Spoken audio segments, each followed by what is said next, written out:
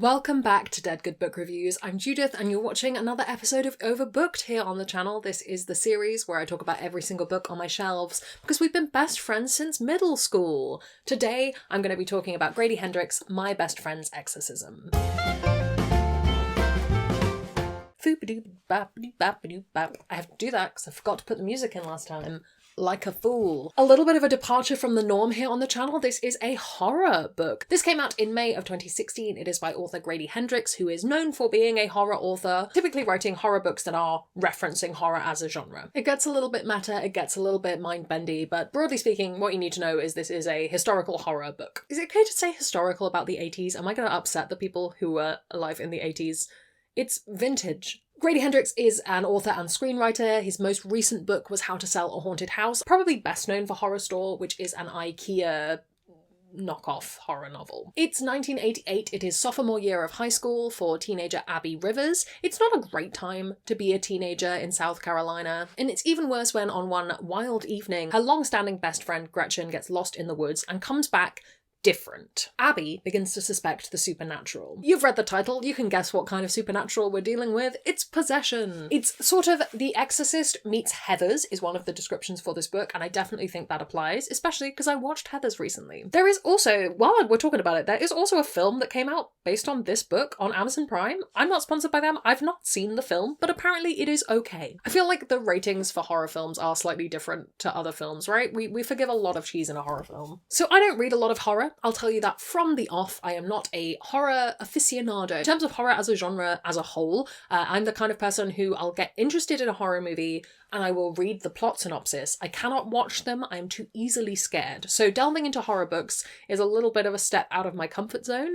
I read these originally, I purchased and read them because Justine from over at I Should Read That recommended them hugely, and I thought, why not give it a go? And I'm glad that I did. Is the overarching theme. I really like these, I think they are good. I am convinced still that horror is not going to become my major thing, but I have read a lot more horror or horror adjacent books since I first read these. My biggest selling point why I like this book in particular, I think it's to do with the themes. I really like the exploration of this kind of time period, of satanic panic, of the kind of, what's the word I'm looking for? That hysteria, both of teenagers and about teenagers in this period of time, in this part of America. So there's also all these themes about believing teenagers and believing women. And obviously we're dealing with the supernatural here, but I think you can expand that out and see how difficult it is to be a teenager experiencing something and have people assume things about you as a result. A non-horror theme, a non-difficult theme, although potentially, depending on your feelings towards it,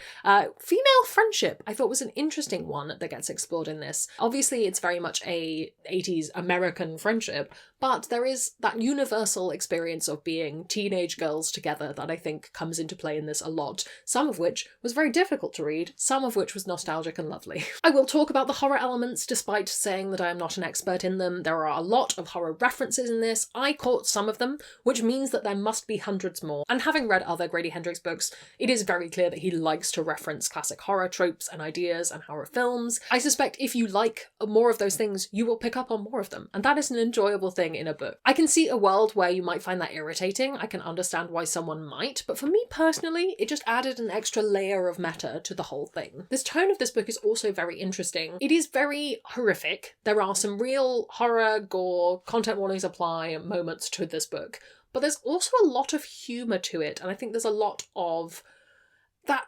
particular, how am I going to word this? That particular tone around writing teenage girls, which can be done very poorly. I've read books, particularly by men, not always, but particularly by men, trying to write the tone of teenage girls, and it doesn't quite work. I suspect because this is trying to do a different time period, it works better. I don't think people are capturing Gen Z particularly well in books at the moment, for the most part, so perhaps that's an element of it. But I do think there is a slight humorousness to the tone and self-awareness of what genre we're writing in. And all of that kind of wraps itself up in a really enjoyable reading experience. If you are planning on reading this, please do check out the content warnings. I talked about this in my weekly reading when I was reading these, but I think that this book just hit up against where my limits are in terms of some of the things. I would say especially disordered eating, I would check the content warnings for if you're planning on reading this, because I know a lot of people are affected by that, and something about reading it through the lens of a teenage girl was all the more so. I would definitely recommend just checking out those warnings. The link will be in the description. I also want to talk about the pacing of the book. It is definitely paced very similar to a thriller, which is not a surprise. A lot of horror books are, where you have a fairly slow start and then things get very, very fast towards the end. Also the pace of most horror films,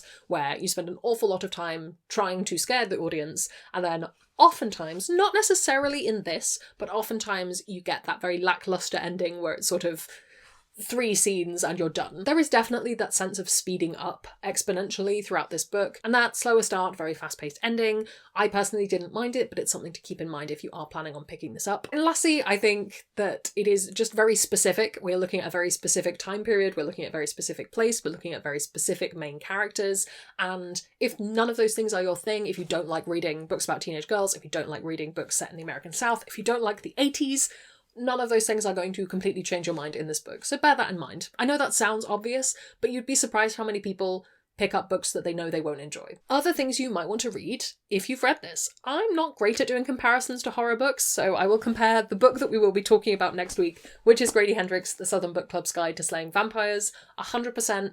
If you liked this, you will like this, and vice versa. The other book that I'm going to reference is not horror in any way, shape, or form. It is YA fiction, but it's called The Undead Girls Gang, and it's so much fun. I will put the cover up. It's a great time. If you want female friendship, fun, undead time, this is a great option for you. Very different from this book, not directly comparing them at all, just thought it would be fun to mention. Other horror books that I've read and enjoyed, I will attempt to link somewhere where I've got scary books linked, but I don't think I have very many of them, so we won't dwell on it here. Overall, should you read My Best Friend's Exorcism? I would say yes. I think, other than if you happen to hate any of the elements of this story or you're not a horror reader at all, I think it is a great read. The writing is good, the themes are interesting, the characters are cool. It was an interesting nostalgic, though I was not alive in the 80s, I have been a teenage girl, and yeah, I enjoyed it a lot. I think as coming from the perspective of someone who does not read horror and doesn't engage with it, there was definitely the sense that I was missing a lot of those references, but that wasn't to the detriment of the book. I think it would just be something that was an additional bonus if you did know those things. And of course, it's a fun book to own because it looks like a VHS. What more fun do you want? There we go. Have you read this? Do you have plans to? Do you have any horror recommendations, especially for newbies like me? Let me know down in the comments below. While you're down there commenting, if you haven't already, please do subscribe. It makes me feel loved and appreciated. You can also come hang out on Discord where we have chill chats about books. I'd like to say an enormous thank you to all the ghosts who haunt me over on Patreon. They support the channel and in return get early access to videos, bonus content, live streams, and more. If you'd like to join their number, that's linked below as well. Thank you so much to you for watching. That's all from me, and I will see you in the next one. There's gonna be some bloopers now. I have a hair in my eye, and I have for this whole video, and I cannot get it. How are we doing for time? We're doing okay for time. There we go. I think I got it. Impress me. Oh, yeah.